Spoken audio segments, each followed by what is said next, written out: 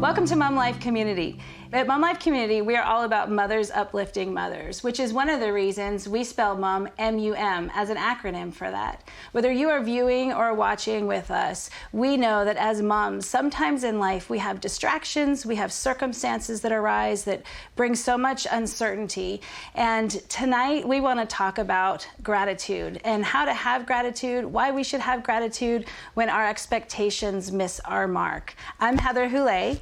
And I'm Helen Suave. And tonight we have a very special guest with us. She is Grammy nominated, 9-time Dove Award winner, several top 10 hits. I could go on and on. Book author, actress. I could go on and on. This introduction. She's amazing and a dear friend of mine, Jaci Velasquez. Yay! Thank you for having me. I think the most important thing that I've gotten to do is I've been on the board of my kids' school for 2 years in a row, and I've been the room mom for every kid's class since kindergarten year, and they are now in middle school. Well, one more. Yes, that's true. That's true. That's probably one of the things that you're most proud of, is being a wife to your husband, Nick, and mother to your 2 boys. So. 2 boys. Yes, awesome. Thank you guys for having me. Yes, thank you for being here with us tonight. There are a few things that we kind of wanted to talk about. And Helen, I know that you and I have talked about gratitude quite a bit. And one of the stories in the Bible, because gratitude is all over the Bible, from the Old Testament right through to the end of Revelation. And one of the stories that is really profound, especially for us as mothers, is the story of Mary and the virgin birth. And we know that she just had this beautiful prayer of praise and gratitude and thanksgiving when it was a time back then, really, where Joseph could have had her stoned or put to death. She didn't know what to expect. She was told she was having a baby and she was a virgin. And I can't even imagine getting that news and still finding gratitude. The word tells us she ran to her relative Elizabeth's house and told her, and she was so grateful in the uncertainty and in the circumstances that she didn't know the result of.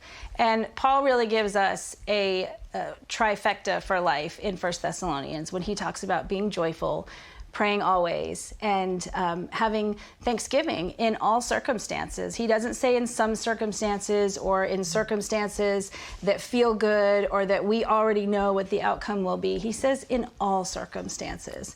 And so I know as a mother, I've experienced some of that in my life and walked through that and just kind of seen what it looks like with gratitude. And Jaci, I know that you have experienced that as well in your life. Can you share with us some of the stuff that you can share that kind of relates to that? Well, I think being a mother just in and of itself is a lot to take in. It's like first of all, your body changes. And it's the first time in your life that you really have to shed selfishness. So, I mean, but just getting married, you can still be kind of selfish. You can. You're allowed. It's just a given. But once the babies start rolling in, it's like you have to put away all selfish things. And you have to be willing to give it all because this little person is counting on you.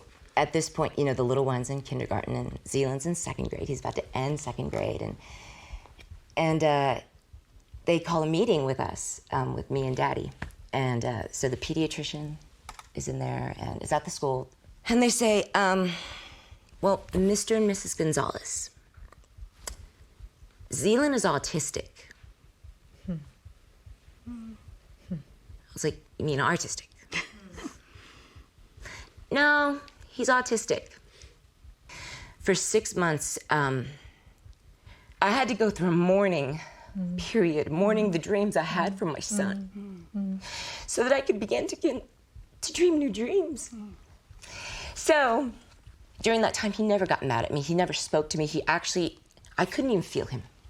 I couldn't feel his presence. I couldn't feel his anything. It was just dead.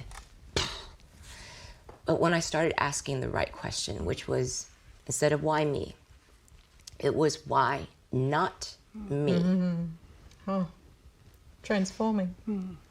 That's when he started speaking to me again, and I could feel his presence. And the fact that he chose you, I think, is so huge. We've talked about that and how just to know that he picked you because you knew that Because he could saw mother something this in me that I amazing child. couldn't see in myself. That's right. He saw That's right. something, strength, Yeah. something in me I couldn't see in myself. So for me, Zealand, I wouldn't change Zealand.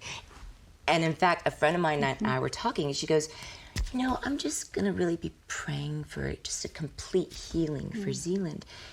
And I stopped her. I said, I don't think it's healing. Because Zealand is beautiful and perfect. Yeah. God made him this way. God doesn't make mistakes. Right. So God chose Zealand for this.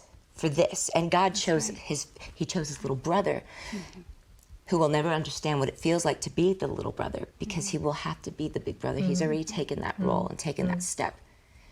But God chose him, perfectly chosen. He chose Nick, chose me, to be the mom that's going to have to stand up and fight, something I hate doing. I hate conflict, but it's something I have to do because my kid can't do it for himself. Yeah. So God chooses these special people and the people to surround them, to equip his kids, to equip us to be able to make it happen, to make it happen. So we have all these dreams and we have all these visions and these versions of our lives, the way they should look. I had the vision that I had. My version was my dreams for my sons to do this, this, and this, and this. Well, you know what? It's very easy to confuse our dreams with God's calling. God is going to interrupt our plans, but he is going to interpret them in his timing and in his way. And I know think that he works all things together for the good, even when we can't see it. He works it all together for the good, and that's the cool thing about it. When we can't see it, So, thank you so much, Jackie, for sharing that with us. We have some friends with us today, and so we're going to go sit with them and chat a little bit more about finding gratitude when our expectations miss our mark.